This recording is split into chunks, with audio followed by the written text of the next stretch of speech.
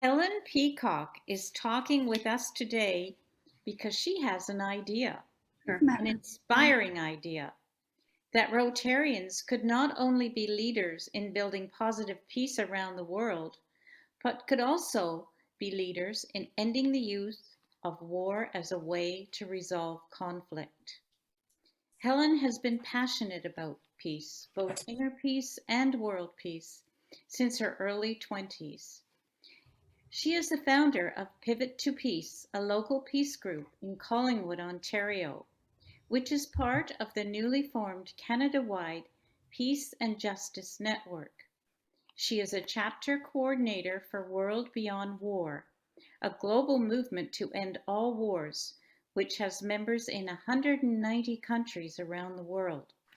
And she is a Rotarian who briefly served as District Peace Chair for Rotary District 7010. She will tell you about that. And is currently the Peace Chair for the Rotary Club of Collingwood SGB. Helen's mission is to engage as many regular people as possible, Rotarians and non-Rotarians alike, in the movement to shift our planet toward what she calls peace consciousness. She has traveled to 114 countries and has a personal connection to each. For her, there is truly no other. We are all citizens of the world we share. Welcome, Helen. Thank you, Kathy. That was lovely. Thank you, everyone, for being here, and thank you for this opportunity to speak with you. I'm just going to take a moment to screen share. Yes, and thank you to all the many guests we have today, too. It's wonderful. So I am sincerely asking this question: world peace, and by world peace, I mean the absence of war as a way of resolving conflict. Is it just a pipe dream, honestly, or do we think that it's a real possibility? And I'm wearing all three of my peace hats for this presentation. My other big question, which I consider to be a mystery question, is how come we still have war anyway? I mean, when survey after survey says that people all around the world want peace, how come we still have war? And so before getting into this, kind of delving into this a bit further, I want to tell you, share a brief experience that my husband and I had. I guess it would be March 1st of last year, 2020. And we were in Panama City, and we were reading about the Panama invasion, which I remembered very well when the US invaded Panama, because I'd watched it on TV. And we were learning that the invasion had been concentrated in an area called El Chorrillo, which is outside Panama City. And as you can see, it looks quite a bit different. And we wanted to go to El Chorrillo, but our friendly concierge advised us categorically not to go, said he could not guarantee our safety. He would not help us go there. We shouldn't go. So we talked to a friend that we had met on the street, and reluctantly, he said that he would take us if we promised that we would slump down in the car, and under no circumstances would we get out of the car. And he said he wasn't just concerned for our safety because we look American, he was also concerned for his safety because he would be with us. So Dave and I were kind of taking this with a grain of salt, but we slumped down in the car and off we went to El Chorrillo. And literally within minutes, we came upon this very fresh, very angry mural on the wall. And you can see the helicopter over here, and you can see soldiers over there. And for those of you who don't speak Spanish, ni olvido ni perdón means never forget, never forgive. And we're thinking, what are we missing here? It was 30 years ago, the Panama invasion. And what we were missing was an appreciation that 4,000 civilians had been killed in that invasion, most of them from El Chorrillo. And what we weren't appreciating was the incredible trauma that had been inflicted on that community. Just a few days before Christmas, they're in bed at night, and all of a sudden, 20,000 US troops descend. And people were killed in their beds. People were found fused to cars because a new kind of laser weapon was being used. People were found with bullet holes in the back of their head. People were evacuated from their homes, and their homes were burned to the ground. And all Dave and I could think was, How come we didn't know this? I watched the coverage on TV. How come we didn't know this? So I'm going to come back to that question in a second. But first, I want to walk you through some of the other questions I've had, especially in my first year at Rotary. When I came into Rotary, I was already a peace activist, and I had been inspired by the Rotary International Conference in Toronto in 2018. And so I came into Rotary and I was looking for all these kind of synergies between what I was doing and what I could do with Rotary. And I was absolutely, we all are, the focus on positive peace is amazing, and the focus on education is amazing. But I had a question. If war is the greatest threat to peace, what was Rotary doing to end war? Now, another thing that piece of information that came from the Institute of Economics and Peace was the economic impact of violence. And I knew that we were spending $2 trillion a year on war and the preparations for war. I did not appreciate that the impact of that was three times that, almost 3 times that. So in other words, the money that's going into war and the preparations for war is going into development in reverse. It's literally the opposite of what we're doing with our positive peace projects all around the world. And so my question was, what is Rotary doing to help shift these military dollars away from war and toward a positive peace building initiatives? And finally is the distinction between clocks and clouds. And clock problems we can analyze, we can figure them out, we can fix them. Cloud problems are dynamic, they're big system projects. We have to look at them holistically. And I think we can all agree that we need clock and cloud solutions to end war and build positive peace. And my question was, given that Rotary had this voice at the UN and this place on the world stage, how is Rotary advocating for cloud solutions to shift our planet to a peace culture? And so I wanted to work on ending war as well as building peace. I wanted to shift, to do what we could to raise awareness, to get this money shifted away from war and to address real human security needs. And I really wanted to look at it at the big picture, because I knew that there was a huge military industrial war machine out there that was basically undoing all our good deeds. And I honestly, at the time, about a year ago, I didn't see how Rotary could help me with this, and I resigned. I was only gone for a couple of weeks when I was invited back to come back as the district peace chair for our district, and I was given this mandate to actually look at the big picture and to talk not just about peace building, but also talk about what it would take to end war.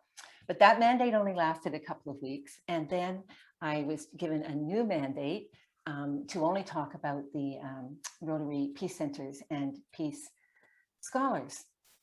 So I felt frustrated again. I love the Peace Centers. I love the Peace Scholars. I'm working with many of them in the work I do with World Beyond War, but I also wanted to look at the big picture. But this time, we were in the middle of the pandemic. We were under a stay-at-home order, and I thought, I'm just going to stay put and look at everything I can find out about Rotary internationally. So up until now, it's been more from the sort of Canadian Rotarian point of view. I would look at what was going on all around the world. And I did. I talked to different peace chairs, and I found out there's a huge variation in what peace chairs do from one district to another. I went to at least a dozen peace conferences all around the world, many of them sponsored by Rotary, podcasts, speakers, events.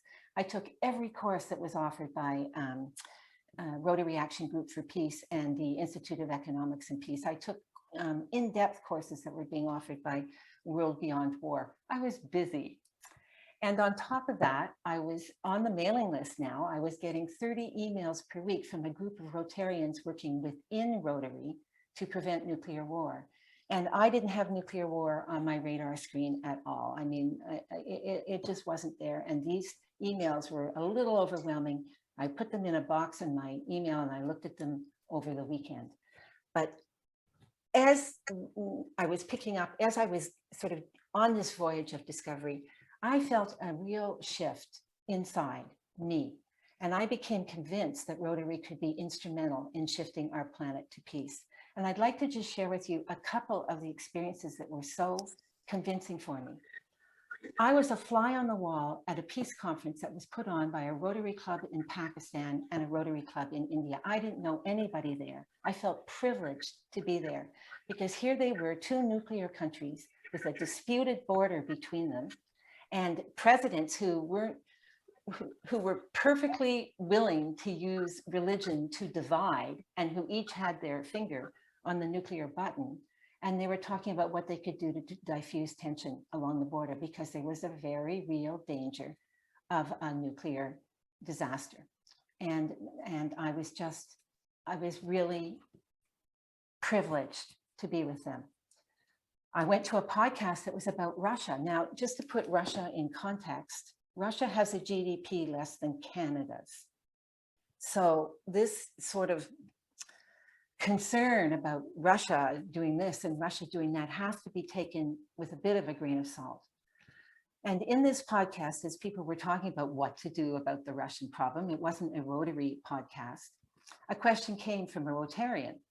And she asked, has anyone ever thought about talking to the Russian people? And I thought, yeah, what a novel idea.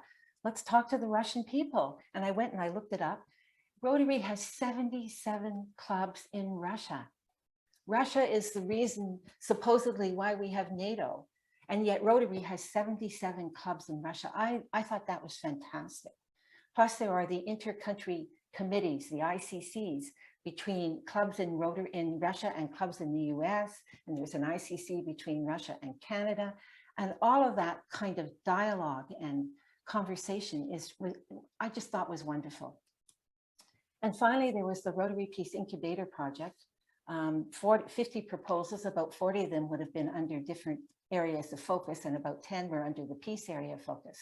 But one of the projects that was proposed at this conference just met all of my needs. It was a collaboration between World Beyond War and Rotary Action Group for Peace.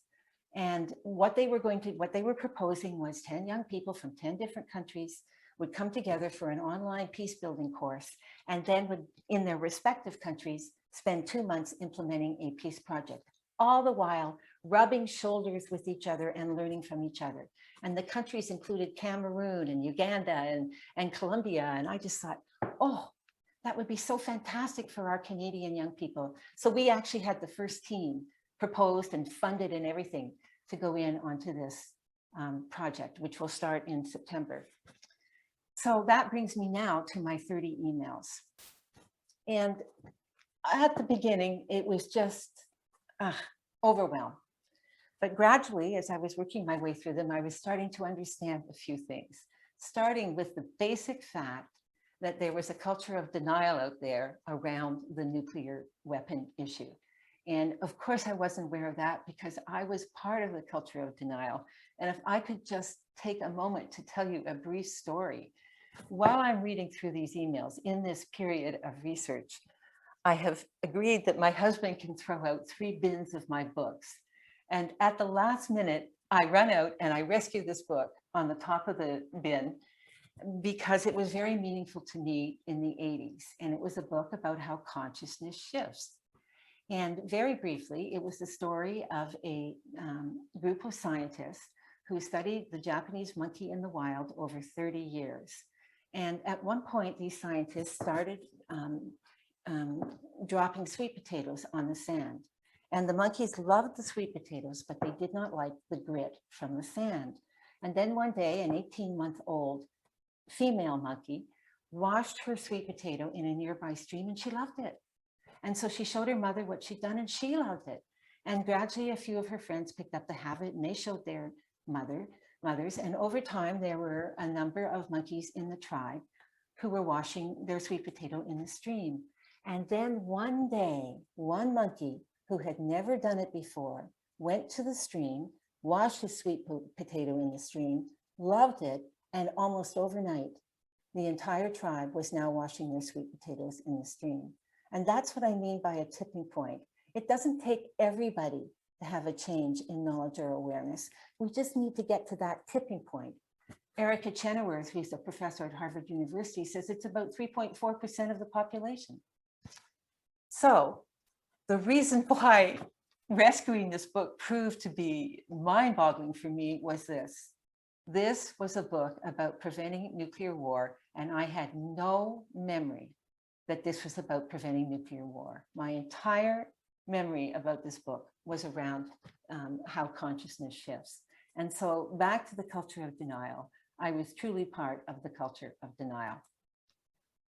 Another thing I'd never thought about before was the fact that thousands of military personnel are training continually so they can launch a bomb in minutes to destroy our planet. So think about the consciousness behind that and the fear-based energy that's going on behind that. I mean, this is really obvious, and yet I hadn't sort of looked at it in terms of how basically and fundamentally undemocratic it is that just a few people in a few countries could make a decision that maybe even the people in their own countries didn't agree with and could impact billions of people around the world. One of the links in these emails led me to a presentation by a man who laid out a timeline from World War II to today and showed us the 50 times that there was an error or a potential catastrophe with a nuclear weapon. And of course, we don't know about that. The nuclear industry doesn't want us to know about that. We may have heard of one or two of them, but there were 50 that he told us about. And the first strike doctrine, I just find this horrifying that the United States reserves the right to drop a bomb on you if they think you're going to drop a bomb on them. And we all know how faulty their intelligence can be. So just think of the state of sort of readiness and alertness and anxiety and fear that inculcates in the rest of the world. They have to kind of be on their guard all the time. And this one was a bit of an eye-opener because, of course, we haven't used nuclear weapons since the Second World War, right? We haven't actually used them. So maybe deterrence is working, maybe, except if I take a gun and I hold you up and I steal your wallet, I don't shoot you, but I steal your wallet. Have I used the gun? Yes, I have. And so another presentation told us about 30 times that the US alone, I don't know about other nuclear countries, threatened to use the nuclear, to drop a nuclear bomb if the other country didn't go along with the US agenda. So have they been used? Yes, they have. And then I don't need to belabor this point, the staggering waste of money that's going into this and the effort to modernize. Now we want to modernize our nuclear arsenal. I don't need to go into that. So 13,500 nuclear warheads in 9 countries. Each of these countries, not one of them, has a plan for recovery were they to actually use a bomb. And in fact, physicians say that there is no recovery possible anyway. And I think it's really important to recognize that those of us outside the industrial, military, political complex, you and me, we can see clearly, we can look at this and we can see clearly that as long as there are nuclear weapons, peace is not possible. I mean, if you think about it, the definition of negative peace is the absence of violence or the threat of violence. The very presence of nuclear weapons is a threat. So back to my big question. How did we get to this place? Why is there still war when people say they want peace? How did we get to the place nuclear-wise where we are today? Why are we spending $2 trillion a year on war and preparations for war? And Einstein says, no problem can be solved from the same level of consciousness that created it. And the level of consciousness that we have today in our culture is based on old beliefs and myths and fear. And so what are these old beliefs? Like, what do we keep hearing from people? When we ask them, why is there still war? We hear, war is inevitable. It's part of human nature. It's always been there, don't we? Maybe we even think that. We hear that war is necessary. Sometimes you have to draw a line in the sand for democracy and freedom. We hear that war can be justified. There's such a thing as the just war, always as a last resort, of course. We try everything else first, but then war can be justified. And we hear that the industrial military complex is just too powerful politically and economically, just too powerful. And we wouldn't be able to make inroads there at all. So we're Rotarians, and we ask, is this the truth? Is it true that war is inevitable? And the fact of the matter is that conflict may be inevitable, but war is a choice. I mean, China went 500 years without a war. The countries in Western Europe who used to be fighting continually have gone the last 75 years without a war. We live on a border with the United States, and we've gone 200 years without a war. So no, war is not inevitable. War is a choice. What about war being necessary? In fact, a lot of research today that more and more is saying that nonviolent defense is far more likely to succeed and far more likely to last than violent defense, and without the death and destruction that comes with war. I mean, we've seen Gandhi, we've Nelson Mandela, we have a sense of what can be done nonviolently, Martin Luther King. What about this idea about war being justified? Well, remember, to be justified, it has to be a last resort. And in fact, because the human mind is infinitely creative and nonviolent alternatives are proving unlimited, war can never be a last resort. That's just a fact. And the next time someone says it was a last resort, ask them to show you the 990 other resorts that were tried first. Which brings me to the last one. When enough people are educated on the suffering of victims and the environmental destruction of war, most people don't realize that number one polluter, creator of our climate crisis today is war. Most people don't realize that. The environmental destruction of war, the political support will disappear. And when the political support disappears, the power of the industrial military complex will decrease. This is just a graph that my husband put together for me showing the Dow Jones went up by about 150% from 9/11 to 2019, while Lockheed Martin went up by 1,742%. Now, Lockheed Martin's clients are mainly governments, and they're using our tax dollars to buy weapons. And I don't think that we want to be funding war profiteering. So let's come back. Why is there still war? John Horgan did an exhaustive analysis and in fact found out that there was only one answer. He applied the scientific method to every possible factor that could correlate to war. And the one answer was that wars are made by cultures that celebrate or tolerate war. And we live in a culture that tolerates war, not in Canada, of course, but over there. We live in a culture that tolerates war. And he makes the point that you can tolerate something even while telling a pollster that you oppose it. Real opposition means you have to speak up. Real opposition takes work. So we can look at it like this. We have a culture that tolerates war. There have been 250 wars since the Second World War, and these wars are just the tip of the iceberg. The culture of war is so much broader and deeper. It's in our heads and our books and our toys and our games and our news and our education systems and our monuments, and it's everywhere. Last year for Remembrance Day, the Globe and Mail had 7 pages in the Globe about Remembrance Day, but nowhere did they mention the word peace. And remember, Remembrance Day was originally called Armistice Day and was meant to be celebrating the signing of a peace treaty.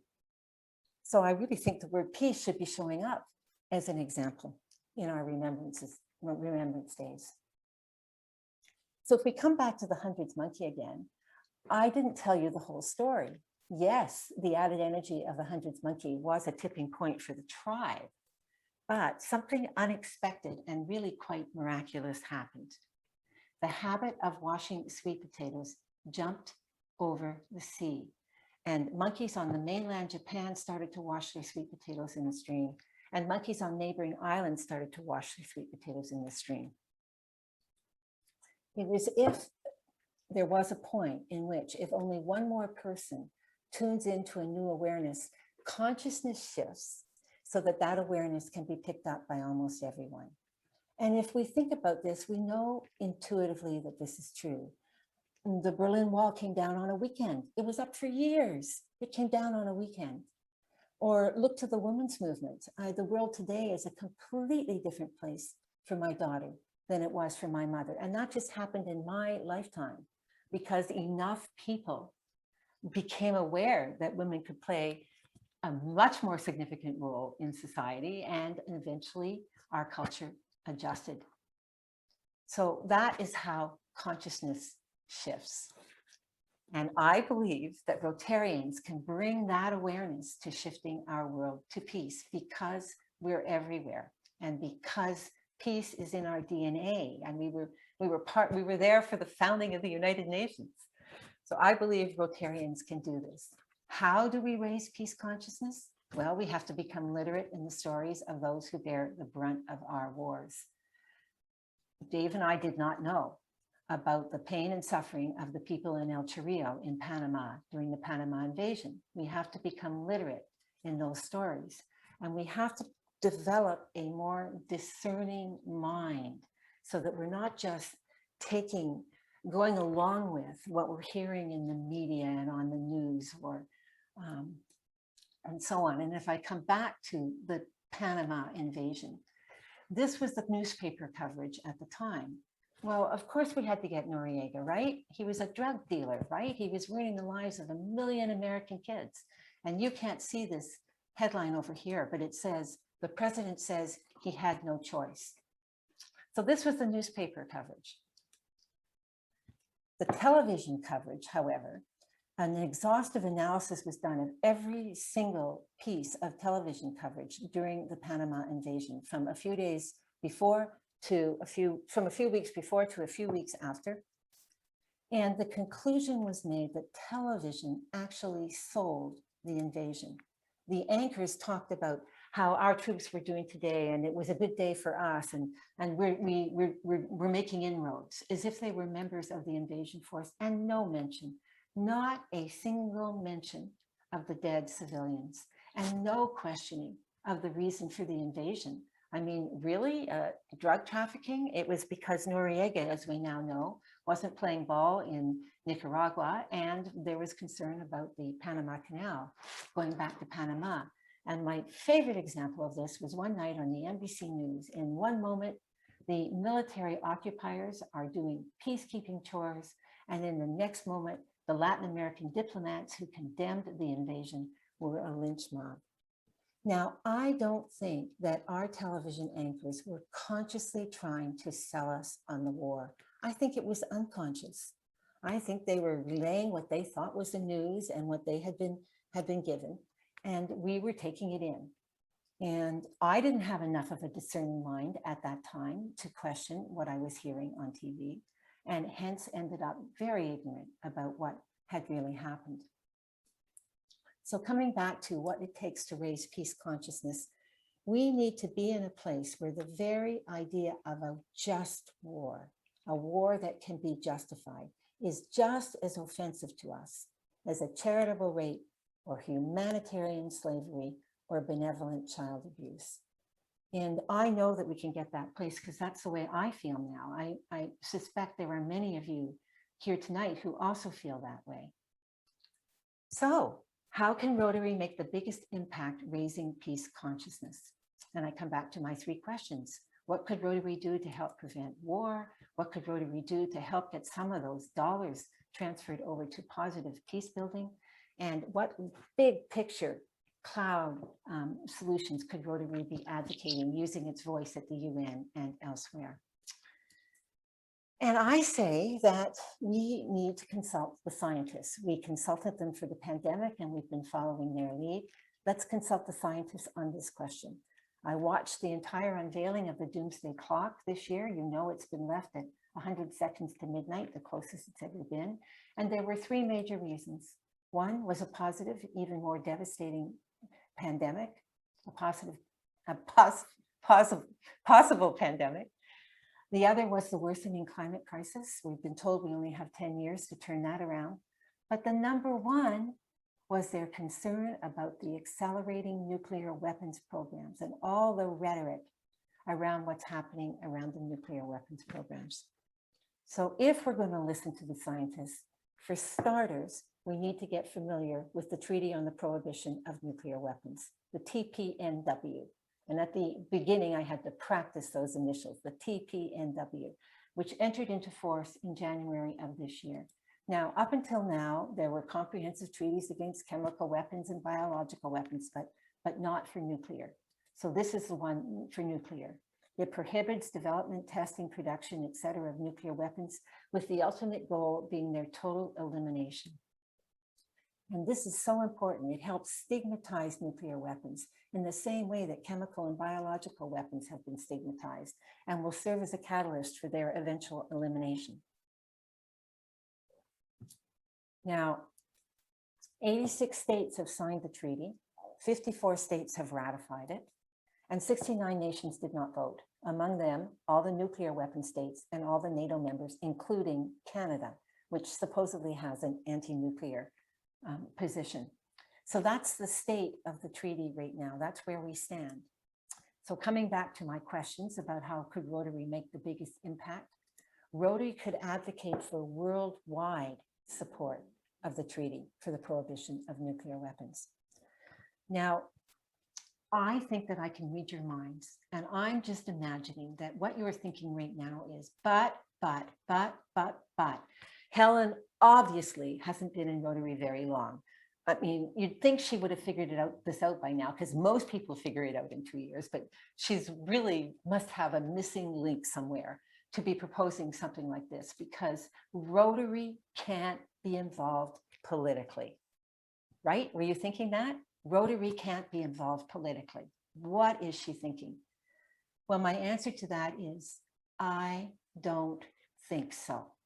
And I'll tell you why. I read the entire February article in Rotary magazine on Rotary's success in eradicating polio in Africa. I read it cover to cover 3 times. Now, the 4 major challenges that Rotary faced were conflict, rumors, hard to reach children, and political will. So how did Rotary overcome these challenges? Well, Rotary and its partners negotiated truces and military protection. They negotiated truces. That sounds pretty political to me. How did they handle the issue of rumors? Well, rumors led to the vaccinations becoming a political thing, so Rotary advocated with government leaders and educated the public to dispel these news. Advocated with government leaders, advocated. That sounds pretty political to me. What about the hard to reach children? Well, borders are porous, so Rotary arranged cross-border campaigns coordinated with surrounding nations. What a concept, coordinating with surrounding nations. That sounds pretty political to me. And finally, my personal favorite, political will. Rotary members used their respected roles in society and often their personal charisma to advocate for their governments to become active in polio eradication. This is word for word from the article. And if advocating and using your respected role in society and your own personal cachet to advocate with your government isn't political, then I honestly don't know what political is. That is the very definition of political. So I come back to this, but, and I think we need to clarify our language here. It's not that Rotary can't get involved politically. It's that Rotary can't be partisan. Of course, we can't be advocating for this party over that party or this government over that government. But I think it's very clear, it's an indisputable fact that Rotarians can be brilliantly and effectively political when it comes to saving lives. Brilliantly and effectively political. So we could just as easily take out eradicating polio in Africa and substitute worldwide advocating for worldwide support for the Treaty for the Prohibition of Nuclear Weapons. And the challenges we would face would be the same, and the strategies that we would use to overcome those challenges would be the same. We know how to do this. We've already done it. We know how to do this. So what would be a first step? Well, the first step is really easy. We can just apply the four-way test, and we know we're outside looking at the industrial, military, political complex, and we know that worldwide endorsement of this treaty would make us safer. We know that. Now, what many of us may not be aware of is what we were talking about before the meeting started, that there is a council on resolutions that meets every year and looks at resolutions that have been proposed from the various districts in Rotary. And last year, our district, my district, District 7010, put forward a request that the Rotary International Board consider supporting the treaty on the prohibition of nuclear weapons. And what do you think the result was? Rejected by more than 2 to 1. So of the 500 districts in Rotary, more than 2 to 1 rejected this resolution last year.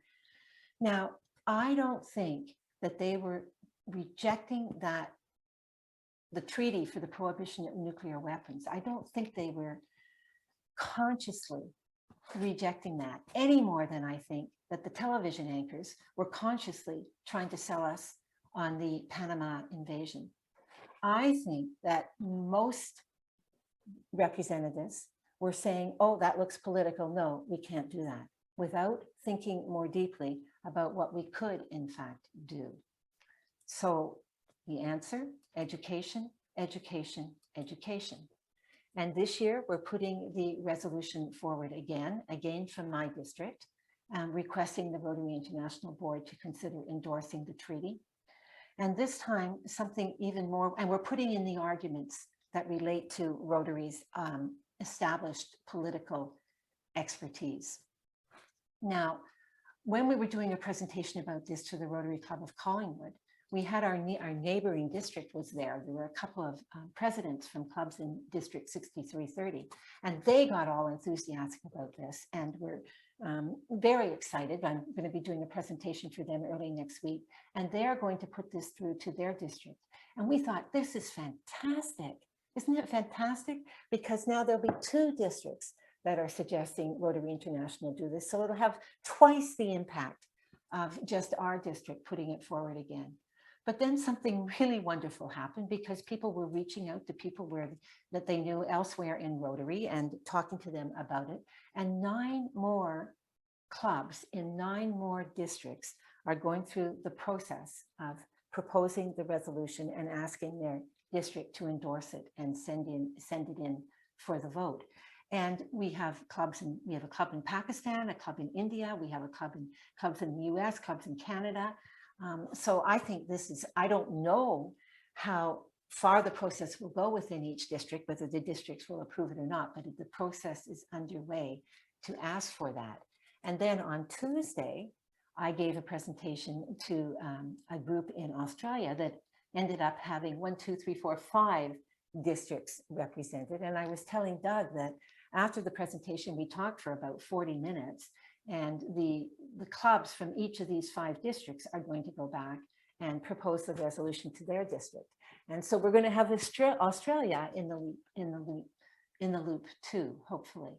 So this is going to send a powerful message to Rotary International about our desire for the end of nuclear weapons on the planet.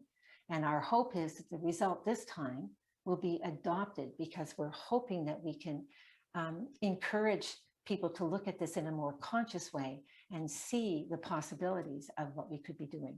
And again, it's education, education, education. Now, I don't think it will be as difficult as we may think, because I haven't met Shekhar Mehta, but I have heard him speak at least 6 times, maybe more. And he has signed, he is a supporter of the Treaty for the Prohibition of Nuclear Weapons. He has signed the Japanese Survivors' Appeal. He's a huge cheerleader for all of Rotary's positive peace initiatives, but he also says things like, we shouldn't be arming ourselves with weapons we won't use. Spending money on clean water is so much more important than money on the arms race. And he thought in the most recent time I heard him speak, he said very thoughtfully, maybe we could be doing more at the UN with our representative network. And another goal of his was that he wanted to grow Rotary by another 100,000 people to 1.3 people in his year. So we may have more support here than we might have thought, or certainly he's very open. And then secondly, remember I said those of us outside the industrial, military, political complex can clearly see that we must get nuclear weapons off our planet. Surprise, surprise, surprise. Recent polls in Belgium, Iceland, Italy, Spain, Netherlands, Germany, the UK, Canada, Japan, Australia, 70 to 80% of the citizens support the Treaty for the Prohibition of Nuclear Weapons. It's the political elite and the industrial military complex that does not support it. And so I say that by endorsing the Treaty for the Prohibition of Nuclear Weapons, Rotary would be speaking for the 70 to 80% of citizens around the world. And I would suggest to you that when you speak up for that number of people and are advocating for a cause that matters to that number of people, you will become a compelling organization and in the process grow membership. So that brings me back to my original question. World peace, pipe dream or possibility? And I honestly think that advocating for worldwide support for the treaty would make peace possible, and that we Rotarians could be the tipping point in doing that. Now, we really want to know what you think. Hi, this is Omneya Darwish. I'm from Alexandria, Egypt. Okay, good to have you. Wow. Nice to meet you all, and thank you, Helen, for the lovely presentation. Would you consider, instead of just nuclear weapon, we think about all weapons of mass destruction and like the biological weapons? And I have stated this in the chat box. I think you didn't see it. Don't you think we should include other mass destructive weapons? Well, there is a comprehensive treaty for biological weapons now, chemical, biological, and landmines. So, and they have been stigmatized. But to answer your question, it's really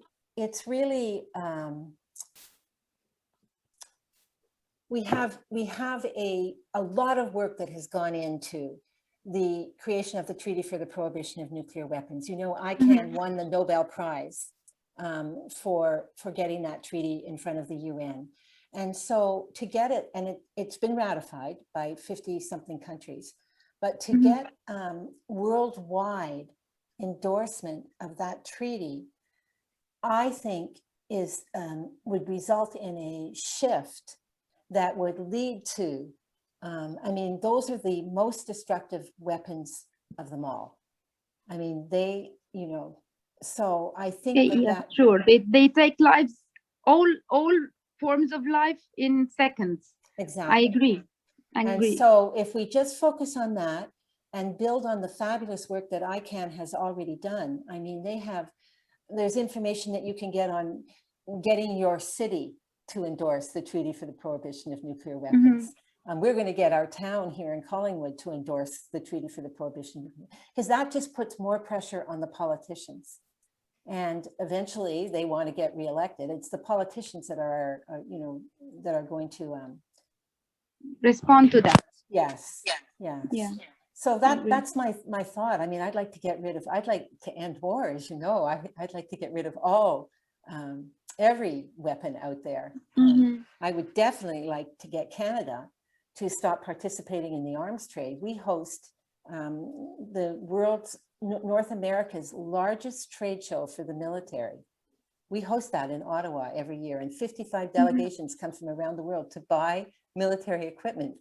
Canada is facilitating that, and we're supposed to be country number 6 on the Peace Index. So yeah, I hear what you're saying. I think I get you. Maybe if we're precise and we're definite on just one cause at a time, it's achievable. It's better achievable. Yes, and helps with the other causes too, I think. Yeah. Yes, because as attitudes change, and you know, Agree. Okay. Thank you. You're welcome. Thank you for coming. Adrian, you have the floor. Well, I'm just curious about the latest talk from Egypt there, and I guess the one thing that I see that could be similar is yes, focusing on one specific thing sounds great, and it's targeted. It's a great start.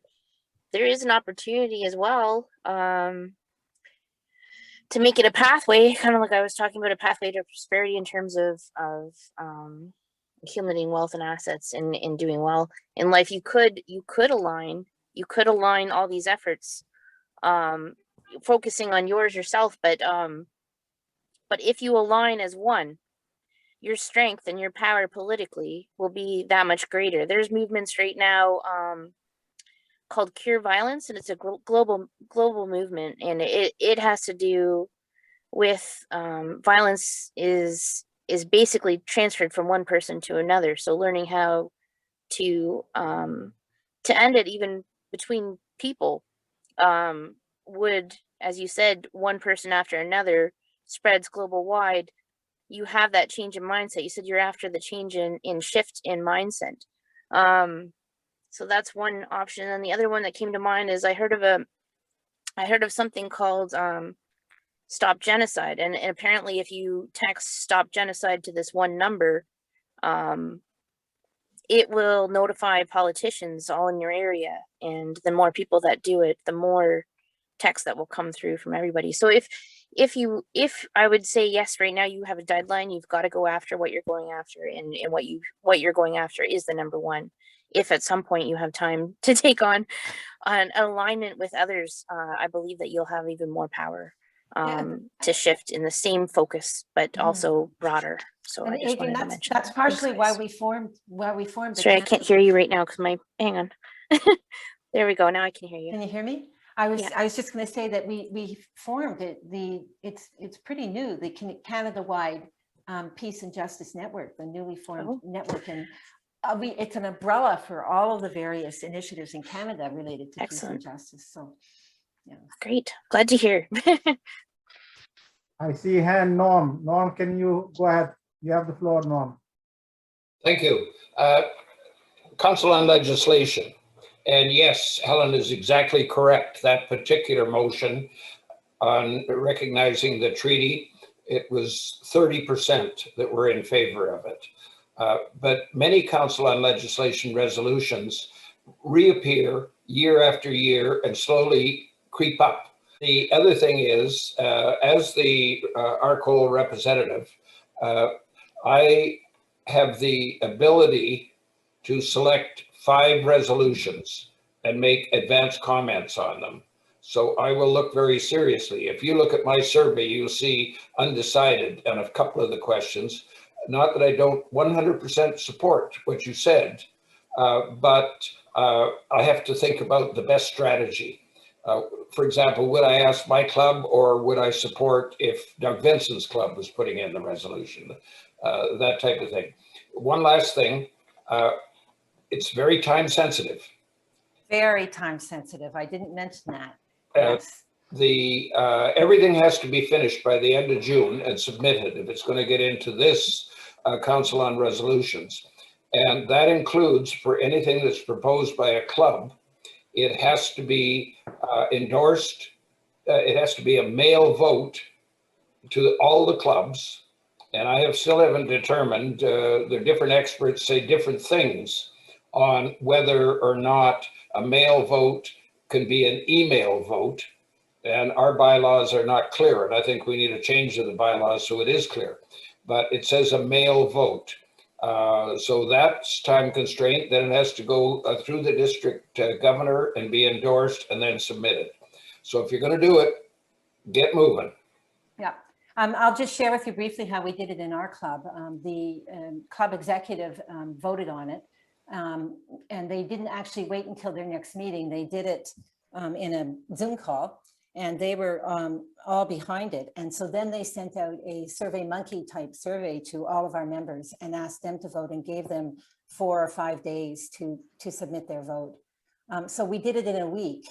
But that does depend on on your own club and the process in your own district too. And there's one other point. There's another resolution that also was rejected. But when I say they ease their way up and sometimes eventually get accepted, it was barely rejected. And that was the one to establish a definition of positive peace for Rotary. It was 216 for and 226 against. If that goes through again, I would be not a bit surprised if it passes. Great presentation, Helen. Thank you so much. You've given, I think, some of these Rotarians a bone that they can chew on. As Norm said, they got to do it quickly. Helen, do you have a sample of the resolution? Yeah. You could, if you email it to me, then I will also share that with people. If you want that directly, folks, just put your name and phone number in the chat box, and I will capture that information. And then if you want to propose that to your club, you can. I think Norm is gone, but the process is that your club has to pass a resolution, and it's much better if everybody can pass the same resolution without changing the wording, because if the words are different, then it goes as a separate resolution. It doesn't have the same impact. So if you can use the resolution that Helen shares with us that other clubs are using, then it goes in as a larger impetus to the session rather than being broken into different resolutions. And you also have to get a hold of your district COL chair, because it has to be ratified by the district to move forward. Different districts will have a different process for that. In our district, what they do is send an email to each club president to find out whether they approve it or not. So the club proposes and the district endorses. The club proposes, and once the club has voted for it, it goes to the district. And then the district has its own process for endorsement, but it usually involves consulting in some way all the clubs in the district. There's a question, what is the Rotary United Nations Facebook page? It's United Nations Rotary Friends is the name of it. I'm gonna go for the next question. If you want to lift up your hand, if you have a question, please. I'm looking to hands. So I'm going between John, ones, there's a comment in the chat from Glenn. right? Give me, yes, you are correct. Do you want to read it for us, Doug, please? Yeah, unless Glenn wants to come on. Okay. Glenn, you want to take the floor, please? Yes, Glenn Harewood from Heart Lake Rotary in Brampton. I think I've put in the text or in the chat, first of all, what we have to come to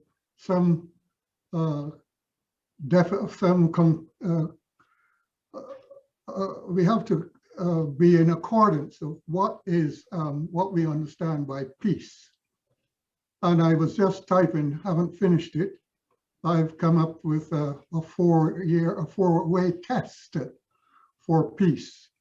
I'll read it quickly, but I have been, first of all, I should say that I have been designated or asked to be the peace, to represent the Peace Committee on our Heart Lake Club, for our Heart Lake Club. I've come up with these tentative definitions of a four-way test for peace. Are all parties resolved to understand each other's differences? 2, do the parties recognize, understand, accept, and respect each other's differences? 3, will all parties renounce power inequalities and seek peace in a spirit of peace? 4, will honesty and trustworthiness produce resolutions that last? And I define the spirit of peace as a motivation and a willingness to seek fairness, justice, and reconciliation for all parties in conflict. That's my comment so far. It's a long one. Thank you, Glenn. Thank you very much, Glenn. We have more time for one more question. I'm looking for hands. If you want to Adrian? speak up. you're gonna- Adrian? Hi, I hope you can hear me okay. I apologize, I'm kind of at the side of the road here because I'm working. So I really applaud what you're doing, and I know what you mean by trying to say that Rotary could be the tipping point to stopping war by this treaty. And it's interesting to me because I see some parallels. Although I'm a very new Rotarian with Woodstock Oxford Rotary, I kind of just went all in on a project that I was calling A Pathway into Prosperity. And the reason it's important to me that I haven't gotten into with many people is the tolerance for war is tied to disparity. So right now, with the state of the world, the amount of disparity in the world is on the rise, obviously, due to COVID as an increased stressor, along with all the other things that were already before COVID. So the pushing point or tipping point for me was to act now, even though I'm just pulling this together as fast as I can, more or less. But the idea was there's so many efforts out there, one being something such as your effort. But if we can come together with our efforts and align them, I think it does actually, take us to peace. So I just wanted to share that. I don't know if that's so much of a question, unless there's something you could add to help on that path. Thanks. Well, I would just add that there's no peace without justice. So I think that's partially what you're saying, and I totally agree with you. And then I would say that aligning to advocate for support of the Treaty for the Prohibition of Nuclear Weapons is such a major step in shifting people's awareness. And I think it could lead to, certainly it could free up money that could be dealing with some of the issues around disparity. So. That's great, thank you. Awesome. So now I think I'm going to ask Brother Paul from our club to take the floors and thank our speaker, please, Paul. Yes, thank you for the opportunity to say thanks to our speaker, Helen. A very impassioned, a very professional, a very well thought out presentation. I didn't know what your topic was going to be before I was asked if I would thank you. And it's actually my pleasure to thank someone who's been so articulate and so devoted to a cause that I guess we all think of what you're doing, but we don't pay much attention to it. And you've certainly lit the fire under my skin to jump on board and see what could be done, because I think your ideas are fantastic. And I think this is something that Rotary could very well be a key player in the whole process, just as we were back in the days of the forming of the UN, and just as we have been the polio eradication. This is a whole new challenge. And I do hope that this resolution gets enough support that it will become a positive part of Rotary. And then there's a whole new chapter that we can jump on board and do something with. And I agree with you, this will be something that will attract people because it'll be a cause that will be all very worthwhile. Yeah. So I'm not very eloquent, I guess, in formulating comments on anything you said, other than the fact that I want to thank you most sincerely on behalf of the club and all the people who've taken part of this for this presentation. And this is one that I think should be presented to every club, which is a big undertaking, but you've been very, very well dedicated to this cause. And I hope that your words will spread wide, not only in Canada, but elsewhere. So thank you once again on behalf of our club. Thank you very much. Thank you. On behalf of my president and my club members, I really, truly appreciate you came in on board with us. We enjoyed your company, and hopefully you learned a lot and you're taking lots with you home tonight. Thank you, and have a good evening, everybody.